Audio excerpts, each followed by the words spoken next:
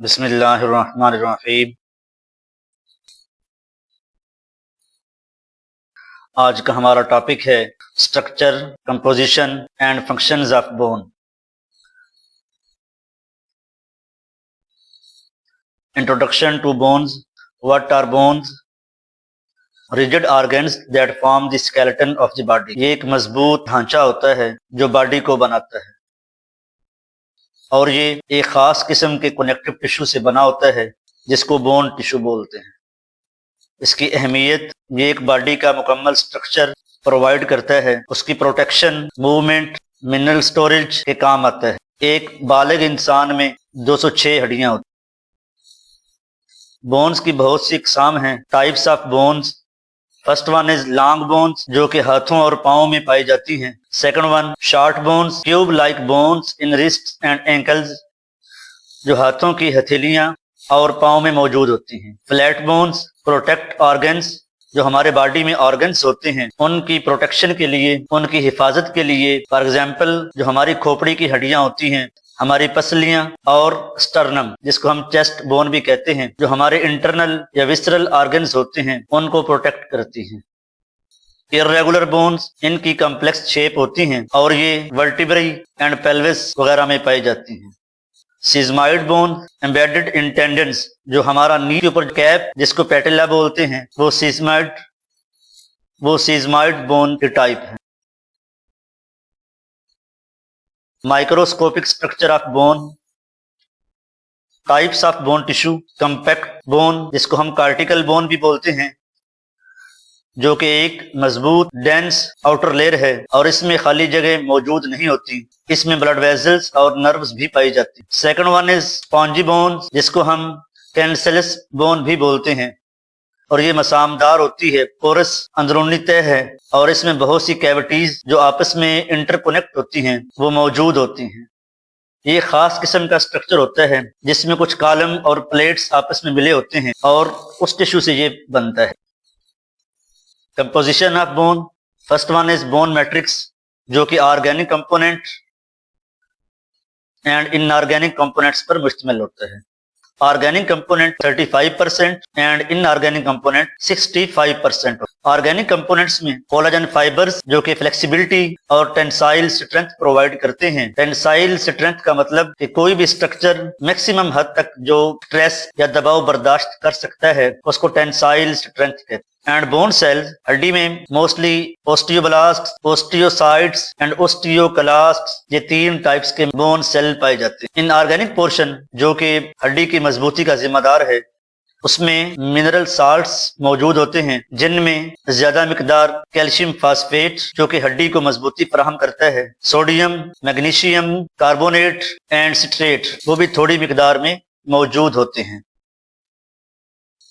Bone cells, अब हम उनको वन बाय वन डिस्कस करते हैं। First one is osteoblasts, build new bone tissue, नया बोन टिश्यू तामीर करता है। ओस्टियोसाइट्स मेंटेन बोन मैट्रिक्स, जो बोन मैट्रिक्स उसकी कंपोजिशन को मेंटेन करता है। Osteoclasts break down bone for remodelling and calcium release, हड्डी को रिमॉडलिंग और कैल्शियम रिलीज में हेल्प फराहम करता है। बोन लाइनिंग सेल्स, ये चौथे टाइप के सेल्स हैं जो कैल्शियम और फास्फेट को रेगुलेट करते हैं, हड्डी में जो उनकी मूवमेंट होती है उसको रेगुलेट करते हैं।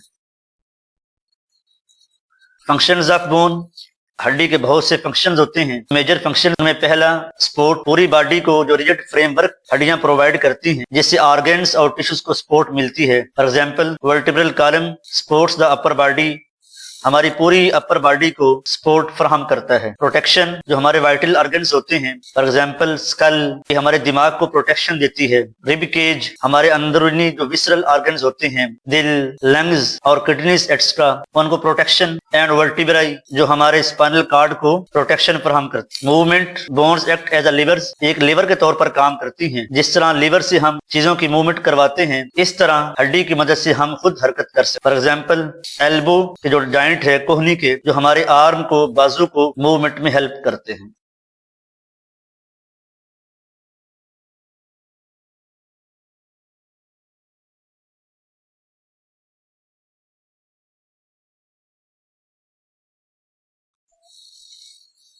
Mineral storage, bone store minerals like calcium, sodium, magnesium extra, ये मिनरल इसमें स्टोर होते हैं। Fat storage, yellow bone marrow store fat, yellow bone marrow में स्टोर फैट होती है, मोस्टली ट्राइग्लाइसराइड्स होती हैं और ये एनर्जी का जरिया होते हैं।